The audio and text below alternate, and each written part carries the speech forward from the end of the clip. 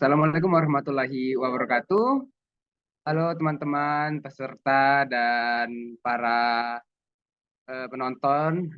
Hari ini eh, kami dari PSPD 2023 izin untuk memberikan pengetahuan kami mengenai webinar penyakit menular seksual yang akan diberikan setelah membuka ini. Sebelum saya membuka acara ini, ada hendaknya kita em, memanjatkan puji dan syukur kita kepada Tuhan Yang Maha Esa.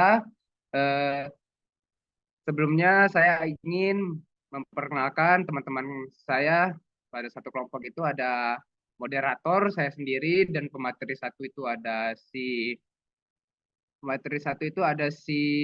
Nawal, pemateri dua itu ada si Aisyah Putri Fadila, pemateri tiga itu ada si Ila Rizky, pemateri empat itu ada si Malia, pemateri lima itu ada si Apip, pemateri enam itu ada si pemateri itu ada si Andrea, pemateri tujuh itu ada si Keisha, pemateri delapan itu ada si Hanifa, pemateri 9 itu ada si Cleo, pemateri 10 itu ada Metia, pemateri 11 ada Felicia, pemateri 12 itu ada si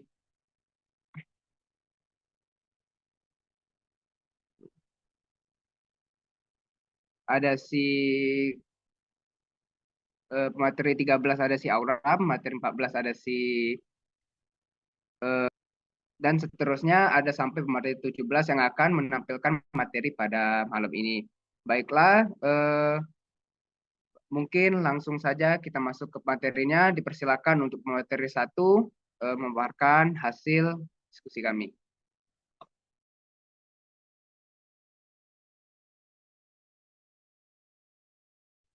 Baik, terima kasih moderator atas kesempatannya.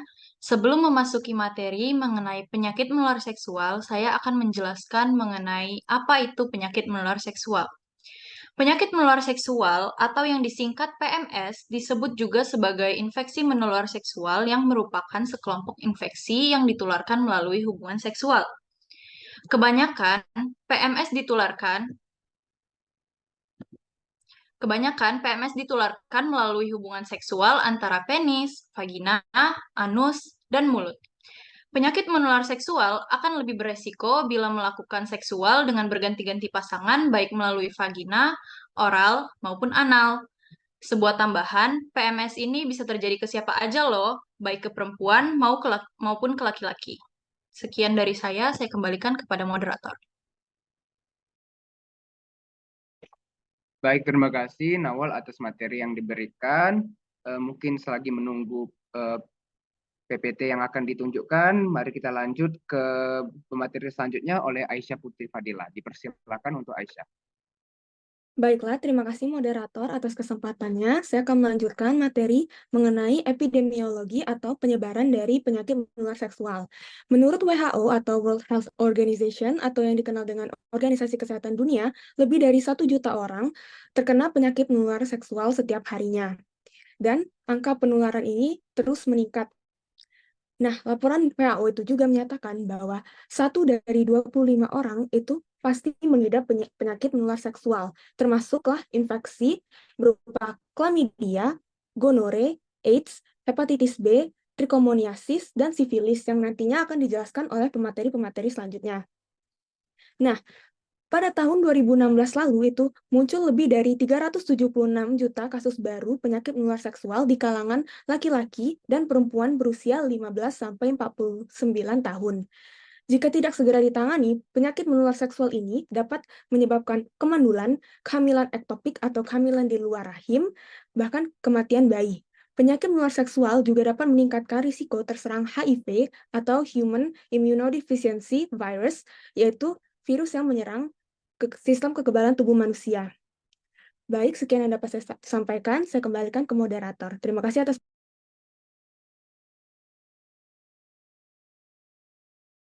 Baik, terima kasih Aisyah atas materinya.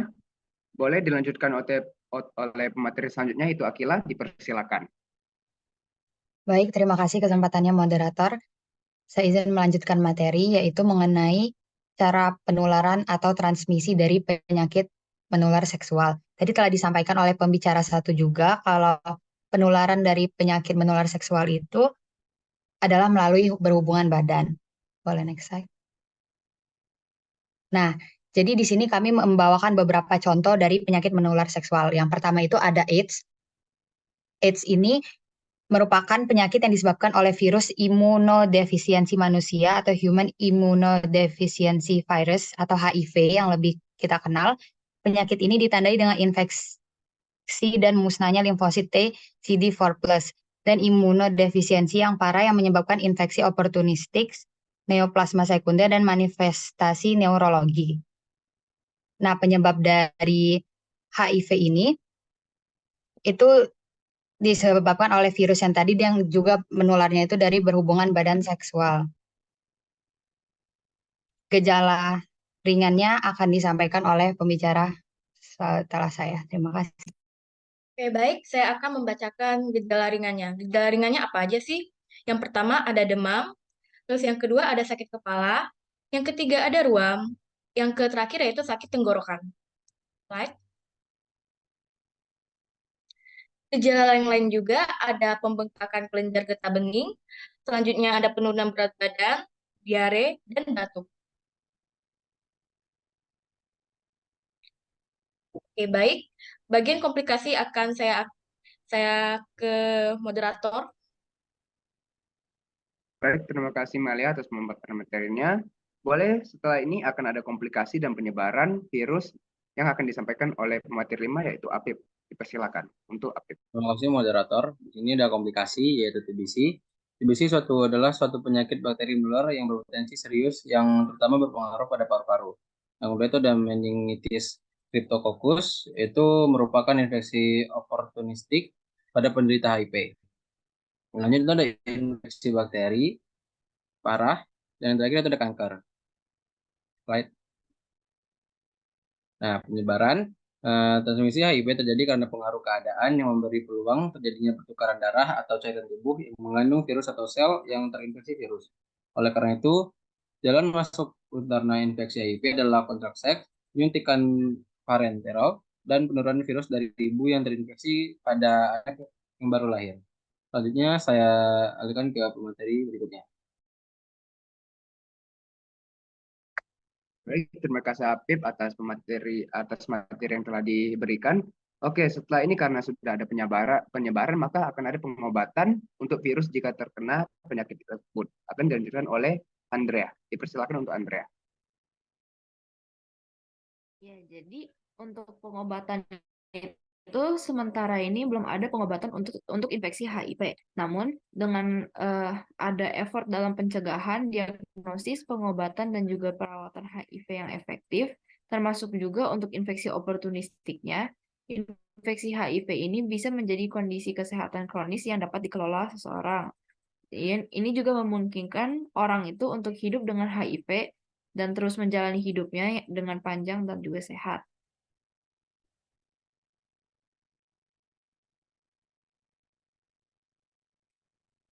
Next-nya mungkin. Nah, untuk definisi hepatitis B ini adalah infeksi virus yang menyerang hati dan dapat menyebabkan penyakit akut dan kronis. Virus yang menyebabkan penyakit ini adalah virus hepatitis B. Nah, di situ juga ditulis ketika parah, hepatitis akut dapat menyebabkan gagal hati yang dapat menyebabkan kematian. Sekian, saya kembalikan ke moderator. Terima kasih Andrea atas pemaparannya. Setelah ini akan ada gejala dan penyebaran lagi yang akan disampaikan oleh pemateri selanjutnya yaitu Keisha. Dipersilakan untuk Keisha. Baik, terima kasih moderator. Tadi Andrea sudah membahas mengenai definisi dari penyakit hepatitis B, yaitu infeksi virus yang menyerang hati atau liver. Nah, ada beberapa gejala-gejala khusus. Yang pertama adalah menguningnya kulit dan mata. Kemudian ada urin yang berwarnanya gelap. Nah, mengapa bisa terjadi demikian? Hal ini terjadi karena infeksi pada liver ini menyebabkan penumpukan zat berwarna oranye kuning atau bisa juga disebut bilirubin di dalam darah dan urin.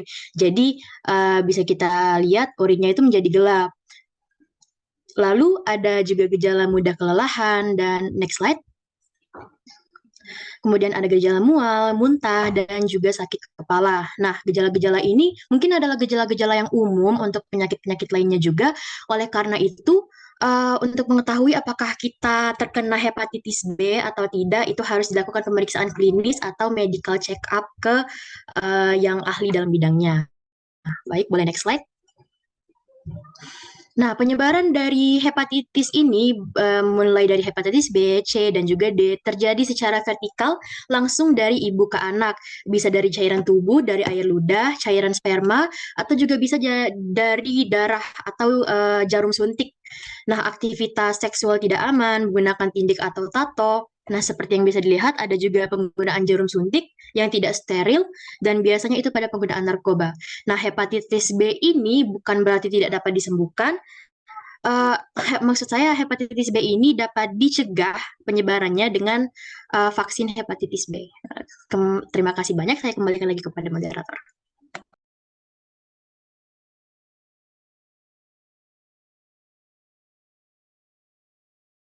Baik, terima kasih Keisha atas materinya. Mungkin boleh dilanjutkan oleh Hanifah untuk materi selanjutnya. Oke, terima kasih kepada moderator telah memberikan saya kesempatan untuk berbicara. Oke, penyakit menular selanjutnya yaitu adalah sifilis. Nah, sifilis ini merupakan penyakit yang disebabkan oleh infeksi bakteri Treponema pallidum. Bakteri ini dapat masuk ke dalam tubuh melalui luka kecil, lecet, ruam pada kulit, atau melalui selaput lendir, yaitu jaringan dalam mulut maupun kelamin. Selanjutnya, nah, jadi di dalam penyakit sifilis ini ada beberapa gejala yang akan timbul. Nah, salah satunya adalah sifilis primer. Nah, sifilis primer itu merupakan gejala yang muncul antara 10 hingga 90 hari setelah penderita terpapar bakteri penyebab sifilis. Awalnya, gejala yang muncul berupa luka kecil di kulit atau cankre yang tidak terasa sakit. Luka ini timbul di lokasi masuknya bakteri ke dalam tubuh yang biasanya di sekitar kelamin, di area mulut atau dubur, ataupun vagina. Luka tersebut terkadang tidak menimbulkan rasa sakit sehingga penderita bisa tidak menyadari terkena sifilis itu. Selanjutnya akan dipaparkan oleh materi selanjutnya. Baik, terima kasih Hanifah atas pemaparan materinya. Boleh dilanjutkan oleh materi selanjutnya yaitu Cleo untuk memaparkan sifilis sekunder. Gejala sifilis sekunder. Beberapa minggu setelah luka menghilang, gejala sifilis sekunder berbentuk ruam bisa muncul di bagian tubuh manapun, terutama di telapak tangan dan kaki. Ruam tersebut dapat disertai kutil pada area kelamin atau mulut, namun tidak menimbulkan rasa gatal. Selain timbul ruam, gejala sifilis tahap sekunder juga bisa disertai gejala lain, seperti demam, lemas, nyeri otot, sakit tenggorokan, pusing, pembengkakan kelenjar getah bening, rambut rontok, serta penurunan berat badan. Next slide. Selanjutnya ada sifilis laten. Pada sifilis tahap ini, bakteri tetap ada, tetapi sifilis tidak menimbulkan gejala apapun selama bertahun-tahun. Selama 12 bulan pertama, tahap sifilis laten, infeksi masih bisa ditularkan. Setelah 2 tahun, infeksi masih ada di dalam tubuh, tetapi tidak bisa menular kepada orang lain lagi. Jika tidak diobati, infeksi ini dapat berkembang menjadi tahap tersier yang merupakan tahap sifilis yang paling berbahaya. Selanjutnya saya kembalikan kepada moderator. Baiklah, kita akan melanjutkan paparan materi selanjutnya yang dilanjutkan oleh Metia. Dipersilakan.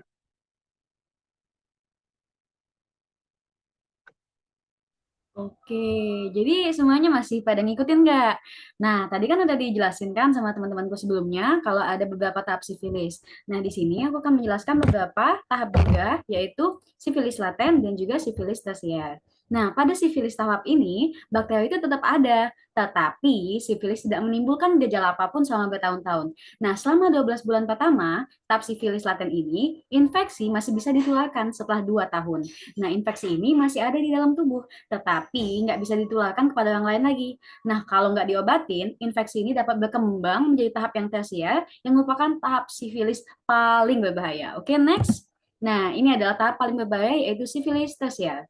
Nah, infeksi pada tahap ini dapat muncul antara 10-30 tahun setelah terjadinya infeksi pertama. Nah, sifilis pada tahap tersier ditunjukkan dengan kerusakan organ permanen sehingga bisa berakibat fatal bagi penderitanya. Nah, pada tahap ini, sifilis bisa berdampak pada mata, otak, jantung, pembuluh darah, hati, tulang, dan sendi-sendi. Nah, akibatnya penderita bisa terkena kebutaan, penyakit jantung, bahkan stroke. Baik, sekian saya kembalikan kepada moderator. Baik, terima kasih Metia atas pemaparan materinya. Boleh selanjutnya dibaporkan materi oleh Felicia. Dipersilakan untuk Felicia. Baik, slide-nya boleh next.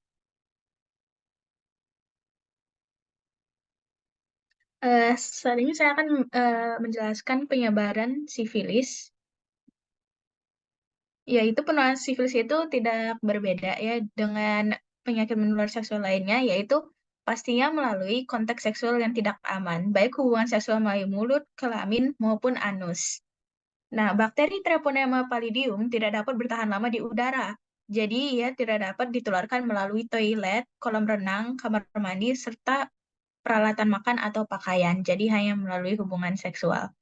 Saya kembalikan lagi kepada moderator. Terima kasih banyak. Terima kasih Felicia atas pemaparan materinya. Pematerian selanjutnya itu boleh dilanjutkan oleh Alin, dipersilakan. Baik, terima kasih moderator atas kesempatannya. Pada kesempatan kali ini saya akan menjelaskan salah satu penyakit infeksi menular seksual, yaitu chlamydia. Chlamydia adalah infeksi menular seksual yang disebabkan oleh bakteri bernama Chlamydia trachomatis. Penyakit ini bisa menyerang baik wanita maupun laki-laki melalui kontak seksual. Bakteri Chlamydia trachomatis menginfeksi mata, saluran kencing, dan tenggorokan. Boleh next slide? Saya akan menjelaskan mengenai gejala chlamydia. Umumnya, chlamydia itu setelah kita terinfeksi, itu tidak menimbulkan gejala apapun. Seringkali gejala chlamydia ini diabaikan karena dianggap segera berlalu dan tidak parah. Gejala chlamydia yang paling umum itu sakit ketika buang air kecil. Sedangkan wanita itu 75% bahkan tidak merasakan gejala dan 25% lainnya itu terjadi pendarahan saat atau usai melakukan hubungan seksual dan mengeluarkan cairan vagina yang tidak biasa. Boleh next slide? Ini penyebaran chlamydia. Chlamydia ini menular melalui seks anal, oral, vaginal, dan saling bersentuhannya alat kelamin. Selain itu bisa juga dari mainan seks yang tidak dicuci bersih. Terima kasih, saya kembalikan ke moderator.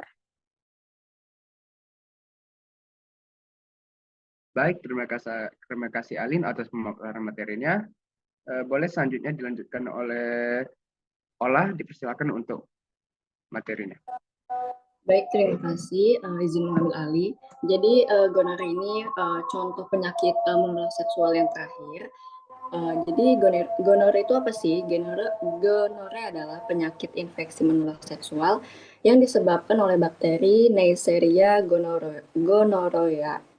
Bakteri tersebut biasanya menginfeksi bakteri tersebut menginfeksi melalui membran mukus dari saluran reproduksi termasuk serviks, uterus, lalu uretra pada pria dan wanita, serta tubal falopi pada wanita.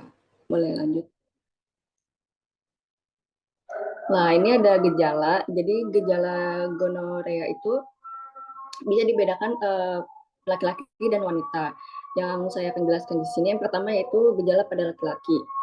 Umumnya gejala pada laki-laki itu dirasakan keluarnya cairan kental seperti nanah berwarna kuning atau kehijauan dari alat kelamin saat berkemih. Lalu keluhan tersebut juga diiringi dengan rasa perih atau panas. Gejala gonorrea pada laki-laki meliputi keluarnya cairan kuning kental disertai dengan peradangan hebat di muara saluran kencing. Lalu frekuensi buang air kecilnya juga meningkat, nyeri pada alat kelamin, terutama pada saat buang air kecil dan saat berhubungan seksual. Selanjutnya, nah gejala pada wanita ini akan dipaparkan oleh rekan saya yaitu Grisel. Tapi saya kembalikan dulu kepada moderator. Terima kasih. Terima kasih Ola atas pemaparan materinya. Boleh selanjutnya dilanjutkan oleh Giselle, dipersilakan. Baik, terima kasih moderator. Tadi sudah dijelaskan gejala gonorrea pada laki-laki, dan sekarang saya akan menjelaskan bagiannya yang pada wanita. Pada wanita, itu gejala gonorrhea biasanya mirip dengan keputihan biasa, namun kadang-kadang juga disertai dengan gangguan siklus menstruasi atau pembekakan pada vulva. Infeksi ini juga bisa menyebar ke organ reproduksi wanita, sehingga bisa menyebabkan gejala rasa nyeri yang menjalar ke bagian perut bawah atau panggul. Atau bahkan ini juga bisa menyebar ke kandungan sehingga dapat dialami oleh bayi apabila ibu yang sedang hamil mengidap gonorrhea. Sekian dari saya kembalikan kepada moderator. Baik, terima kasih Gisel atas pemaparan materinya. Boleh selanjutnya dilanjutkan oleh Meiza sebagai untuk penyebarannya. Dipersilakan. Baik, terima kasih moderator. Yang selanjutnya itu penyebaran. Penyebaran gonorrea sangatlah meluas dan penularannya tak jauh berbeda dengan infeksi menular seksual lainnya, yaitu melalui kontak seksual yang tidak aman, baik hubungan seksual melalui mulut, kelamin, maupun anus. Selain infeksi kelamin, bakteri ini juga dapat menginfeksi anus, mata, dan tenggorokan. Ibu hamil yang mengidap gonorrea juga dapat menularkan bakteri ini kepada bayinya. Terima kasih. Selanjutnya kembali ke moderator. Baik, terima kasih atas pemaparan materinya Meiza. Boleh dilanjutkan oleh materi terakhir, yaitu Dila, dipersilakan. Baik, terima kasih moderator. Saya izin menyampaikan tentang pencegahan penyakit menular seksual. Yang pertama itu hindari melakukan hubungan seksual dengan lebih dari satu orang atau tidak ganti-ganti pasangan. Yang kedua, menggunakan alat kontrasepsi saat berhubungan intim itu dengan cara itu gunanya untuk mencegah penularan HIV pada kelompok resiko tinggi, yaitu pada para pekerja seks beserta mitra seksualnya. Dan yang terakhir, rutin menjaga kebersihan organ intim. Saya kembalikan ke moderator. Terima kasih. Baik, terima kasih Dila atas pemaparan materinya. Mungkin itu saja materi-materi yang bisa kami sampaikan. Begitu bermanfaat ya rupanya mengenai penyakit menularnya seksual ini. Mungkin dari peserta boleh jika ada pertanyaan yang ingin ditanyakan, dipersilakan untuk raise hand untuk menanyakan pertanyaannya. Terima kasih.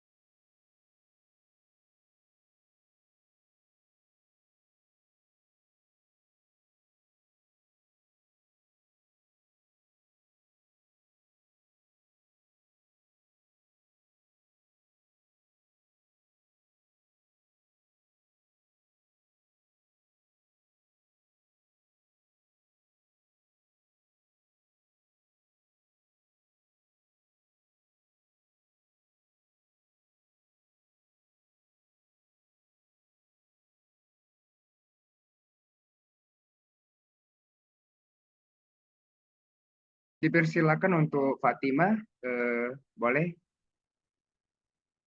Assalamualaikum warahmatullahi wabarakatuh. Sebelumnya perkenalkan saya Fatima Amirah dari SMA Plus Negeri 17 Palembang. Saya mau bertanya soal HIV. HIV itu apakah hanya menyebar dari hubungan seksual atau bisa dari genetik, bisa dari ini juga hal-hal lain juga, dan kalau bisa itu karena faktor apa biasanya? Baik, terima kasih. Terima kasih Fatima atas pertanyaannya. Boleh kami tampung dulu. Selanjutnya boleh untuk Syabita, dipersilakan. Assalamualaikum warahmatullahi wabarakatuh. Selamat malam. Saya ingin bertanya, buat tadi pencegahannya tadi itu kan ada dengan memakai alat kontrasepsi. Nah, apakah kalau misalnya sudah mau menggunakan alat kontrasepsi itu sudah terjamin tercegah atau masih dapat ada beberapa kemungkinan akan dapat tertular? Terima kasih. Baik, terima kasih Sabita atas pertanyaannya. Mungkin kami nampung hanya 3 pertanyaannya teman-teman.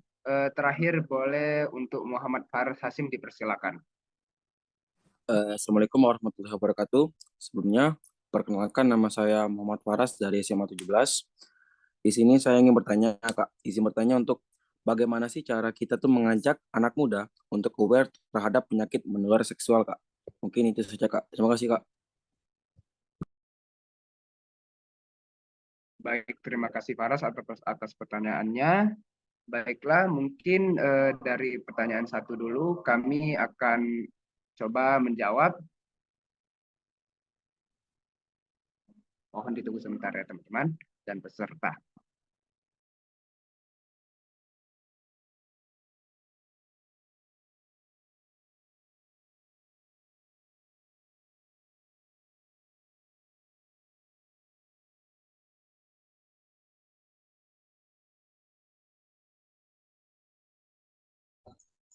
Izin moderator, Ya, dipersilakan untuk Keisha. mungkin saya tidak akan menjawab dari nomor 1, tapi mungkin saya boleh menjawab yang nomor 3 ya. Bagaimana cara untuk mengajak anak muda supaya aware terhadap penyakit menular seksual? Nah, di sini seperti yang kita sedang lakukan, yaitu melakukan mini campaign atau PUA, itu adalah untuk mengajak para anak muda atau para pesertanya untuk aware terhadap penyakit menular seksual. Nah, tadi bisa dilihat kan bahwa penyakit menular seksual itu sangat berbahaya dan juga dapat dapat menyebabkan kematian. Oleh karena itu, harus ada edukasi kepada anak muda untuk bagaimana sih cara mereka menghindari penyakit menular seksual ini.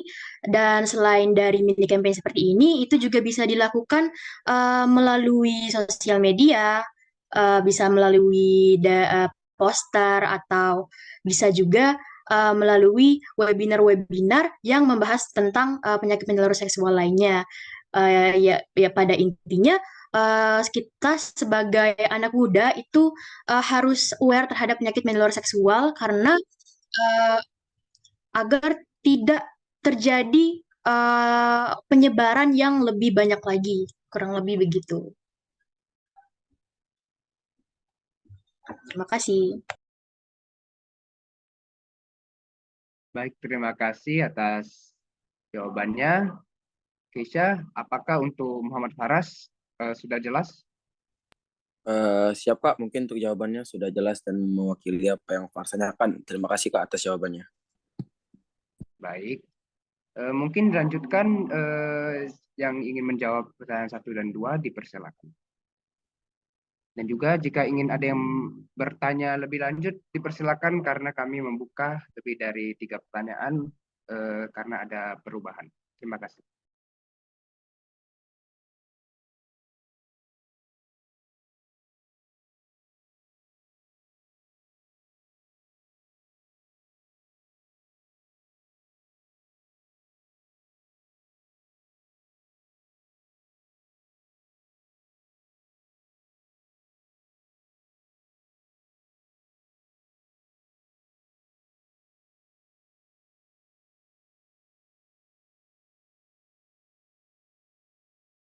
Oke, izin menjawab moderator untuk pertanyaan nomor 2. Jika sudah menggunakan alat kontrasepsi, mungkin seperti contohnya kondom, apakah terjamin tidak akan terkena atau masih ada kemungkinan terkena PMS?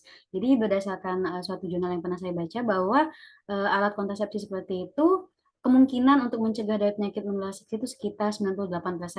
Namun masih ada kemungkinan karena itu hanya mengurangi kemungkinan yang ada. Jadi masih ada peluang untuk penularannya, namun tidak sebesar jika kita tidak memakainya. Begitu. Apakah sudah terjawab? Terima kasih. Terima kasih atas jawabannya Kak Metia ya sudah menjawab. Baik, terima kasih atas jawabannya dari Metia. Izin moderator, saya ingin menjawab pertanyaan nomor 1 dari Fatimah. Dipersilakan untuk Alin. Baik, jadi HIV itu bukan penyakit genetik, karena HIV itu ditularkan dari virus. Nah, HIV itu hanya bisa menginfeksi dari cairan dikeluari oleh tubuh penderita. Contohnya itu seperti darah, cairan sperma, dan cairan yang keluar dari vagina. Atau bisa jadi cairan lain yang keluar dari tubuh. Itu saja yang bisa saya sampaikan. Terima kasih. Baik, terima kasih Alin untuk jawabannya. Apakah dari Fatima sudah jelas? Sudah, Kak. Baik. Mungkin kita ice breaking terlebih dahulu. Mungkin boleh setelah ini kita akan dokumentasi untuk kelengkapan tugas kami. Boleh untuk peserta-peserta jika ingin on cam, kami persilakan untuk dokumentasi. Untuk teman-teman boleh persiapan untuk dokumentasi dipimpin oleh Metia ya. Oke, teman-teman. Boleh dong on cam dulu, liatin muka-muka cantik dan gantengnya. Terima kasih loh sebelumnya udah ngulangin waktu. Bisa stop share dulu mungkin menutulen karena mau. Nah, iya, terima kasih. Oke, teman-teman dan kakak-kakak maupun adik-adik sekalian boleh on cam dan tunjukkan wajah yang sangat bersinar itu. Wah, cantik sekali. Boleh yang belum? Sebentar aja. Oke, gitu ya guys, dicontohin tadi sama kakaknya. Boleh dicontoh? Oke, yang cantik ya, aku nggak ikut soalnya mau fotoin kalian. 3, 2, 1. Bentar ya, panitia kita ulang. Wow, itu Afif sangat sumringah. Kayak gitu juga yang lain, cantik-cantik. 3, 2, 1. Mantap, slide 2. Teman-teman peserta. Oke, 3, 2, 1. Masya Allah. Oke. Ini terima kasih untuk peserta yang telah mengikuti Zoom kali ini untuk webinar mengenai penyakit menular seksual. Terima kasih juga untuk teman-teman yang sudah membantu dalam memaparkan materi ini. Saya ucapkan wassalamualaikum warahmatullahi wabarakatuh. Saya pamit undur diri. Terima kasih semua. Waalaikumsalam Sama-sama. Semuanya. Waalaikumsalam. Terima kasih Terima juga, kasih Kak. semuanya. Terima kasih semua. Gitu ya.